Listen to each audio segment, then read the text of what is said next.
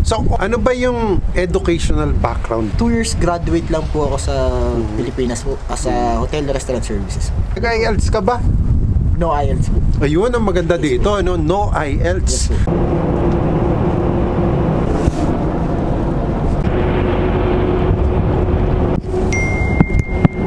Ito na yung snow na hinihintay ng marami.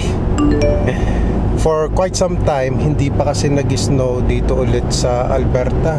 Kasi usually mga December meron ng snow eh. But dahil daw dun sa El Nino, kaya hindi nag-snow. At ngayong araw na ito, meron akong pupuntahang kabayan na subscribers natin na i-interviewin natin. That's what I am excited for today.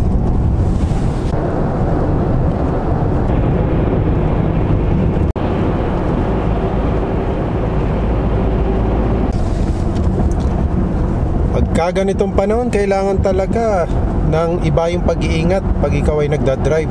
Alam nyo, itong winter, itong snow, nako, walang pinipili ito mga kabayan.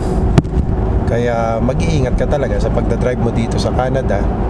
Huwag mong sabihin na matagal ka na nagdadrive dito. Kasi kahit matagal ka na nagdadrive dito, yun nga ang pagkakamali ng iba pag minsan. Nagiging overconfident sila sa pagdadrive. Yan o, kung makikita nyo, parang wala kang makita sa daan kundi snow. Tapos yung susunod mo, yan, mga 100 meters, hindi mo na halos makita yung kasunod mo eh, oh. Yung sinusundan mo pala.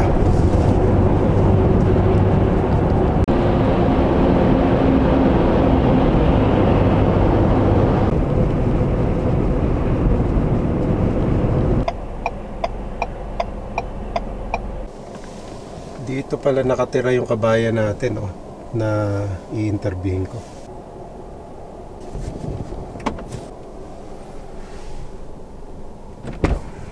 Ayun, oh. Okay, Earl, kamusta? Po, ayos lang po. Pasok po. Medyo may snow. May snow ngayon eh. Wala po kayo pasok po? Wala. Ayan, saan ba tayo dadaan? Dito. Ayun. Okay. Ayos. Dito ko interviewin si Earl dun sa lugar na yon. Kasi at least meron kaming shed. Nag-snow kasi. Ganda rin naman dito eh, oh.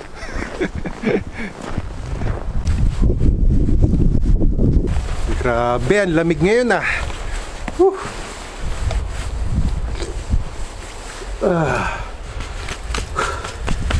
Wrong timing yata interview natin.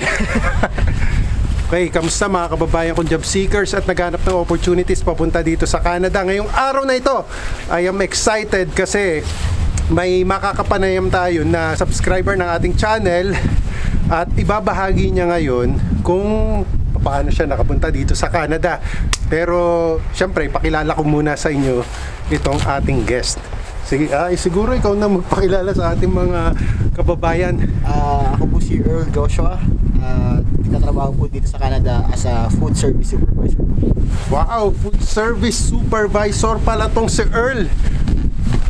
Ngayon, Earl, kailan ka ba nakarating dito sa Canada? Nakarating po ako 6 months ago, July 2023 po. July 6 months ago. Yes. And this is your first winter here. Yes po, first time. Kamusta naman? Malamig. Malamig. Sobrang lamig. And for the past few months, since winter started, ay hindi masyado nag-i-snow. So ano naman yung feeling na first time ka nakakita ng snow talaga? Ngayon lang talaga nag-snow eh, no? Oo po. Nung ganito Dream come true po talaga. Talagang pinangarap po maka-experience ng snow. Kasi kakaiba eh, no? Opo. Yung iba sasabihin nila, babaw naman ng ano nun, ng pangarap nun, yung makakita lang ng snow. Kasi kakaiba naman po talaga ito eh, dahil hindi naman natin ito na-experience sa Pilipinas eh. Now, nung nakarating ka dito, supervisor ka na agad, yun yung in-applyan mo? Yes po, yun po yung in-applyan ko po. food service supervisor. Okay. Siyempre, magiging tanong dyan ng ating mga kababayan, meron ka pang binayaran nung nag-apply ka ng trabaho papunta dito sa Canada? Actually, meron po sa agency. Pero, ang sabi nga po sa amin, kailangan po lagi kang ready po sa financially, mentally, tsaka physically po. Yun po lagi po sinasabi sa amin. So, yung pera po, wala na po sa amin yun. Parang, investment mo na rin po kasi yung binayaran namin is kasama na po yung pag-PR. Pero ikaw ba nanggaling ka sa... Macau po. Macau. Sa Macau. Akala ko nanggaling ka ng Pilipinas eh. Iwan. So from Macau, diretso straight dito sa Canada. Yes po. So, ano po. Mas madali daw po mag-apply po ng work permit from outside of the Philippines po kaysa po sa Pilipinas. Nung nasa Macau ka, gaano ka katagal sa Macau? 5 years po. 5 years Yes, ka na... 5 years po, na paiba-iba po ng trabaho. First po is McDonald's, 2018. Tapos, after a year po, nag-transfer po ako ng work as a waiter po, waiter barista. And then, last ko po is burger shop. Po. So, for 5 years po, nakatatlong trabaho po ako sa Macau. Ganun po yung experience. Then, meron po, pagka-supervisor na job na rin po kasi all around naman po lahat ng trabaho sa abroad. Ganun naman po. So sa Macau, supervisor ka na rin? Meron po ako. Ganun naman po. Kamusta naman ang Macau? Ang Macau po, ngayon po is good pa rin naman po siya para sa mga nag-start po mag-upload. Recommended po.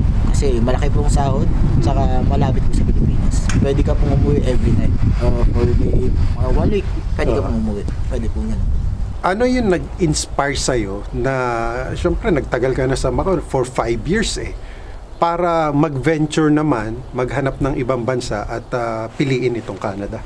Actually po matagal na, parang bata pa po ako, pangarap ko na po talaga mag-Canada. Tapos, nung nasa Macau na po ako, medyo okay na po kasi magandang sahod. Kaso, nung ito nga po, nung nag-COVID po, parang naisipan mo na po na after po ba ng ilang years na mag-stay ako sa Macau, ano po bang kalalabasan? So, mas maganda po is, parang nag-isip na po ako ng future ko, hindi lang po para sa akin, para sa anak ko po, tsaka yung pamilya ko po na makarating din po dito. Parang, mas pinili ko po mag-Canada dahil dun po, pag nag-stay ka ng 10 years, 15 years, hindi ka naman po magiging permanent residency. So, dito po, maganda dahil maganda pong health benefits, mga pasahod, sabi na rin po nila, gano'n po. Alas, madami pong magandang mangyayari po dito sa Canada. Ano yung mga strategy na ginawa mo para mag-apply ng trabaho? Nag-ano ka rin ba? Nag-try ka rin ba sa job bank? Actually, po, na-try ko po. 2021 po nag-start ako mag-apply.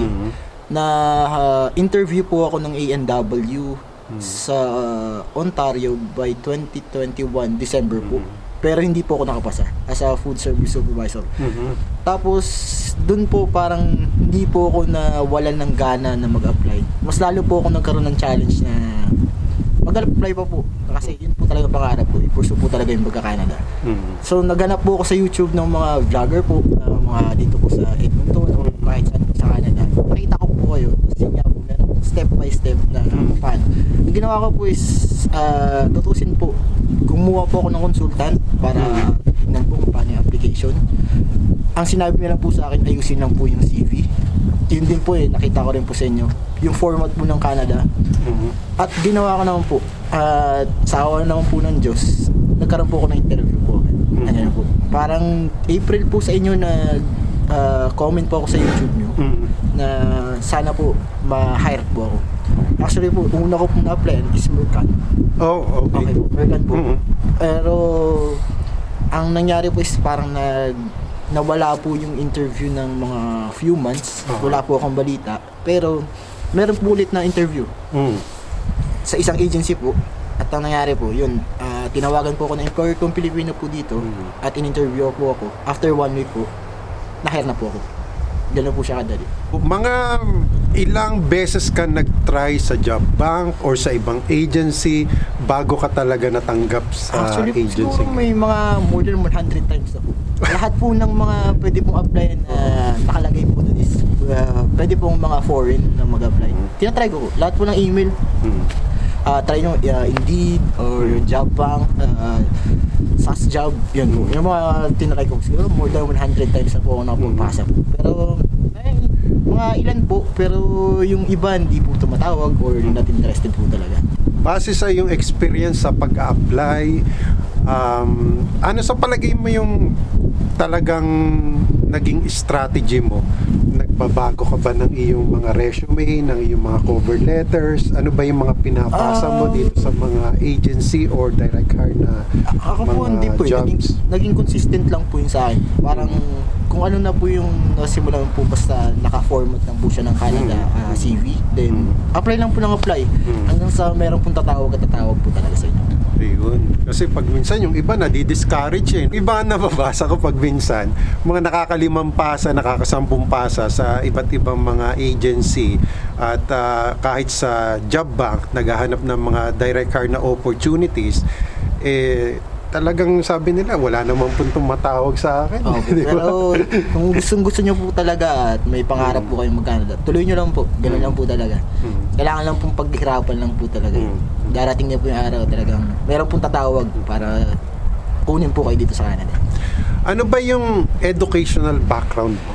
2 years graduate lang po ako sa Pilipinas po as a hotel restaurant services. Ibig sabihin, pag nag-apply ka pala dito sa Canada as a supervisor, kahit 2 years ka lang nag-graduate, Yes, pwede ka wala pala naman pong matanggap. problema po. Opo, Oo, ganun baka kasi yung iba, ang iniisip nila, kailangan college graduate.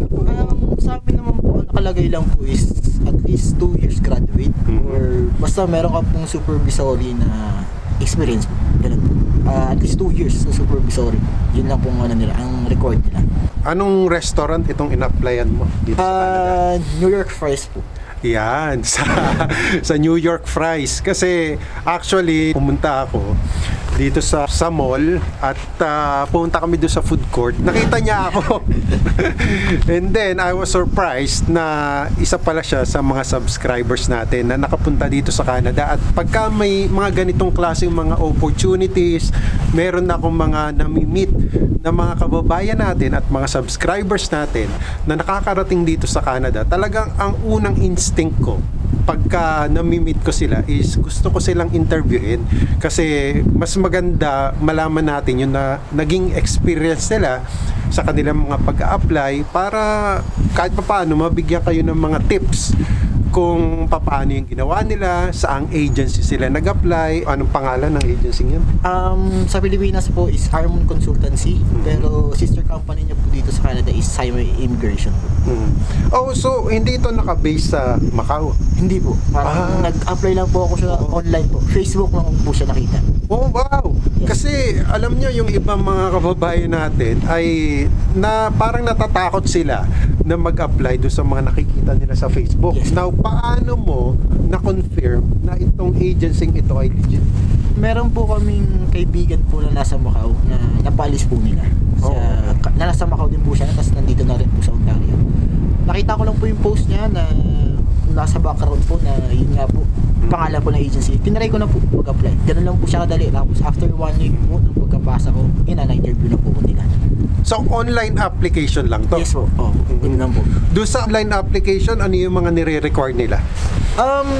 Yung form lang naman po ng Google form. Tapos, i-attach nyo lang po yung resume nyo. Tapos, yun na po. Yung employer na pong pipili kung sino pong gusto nila pong ma-interview.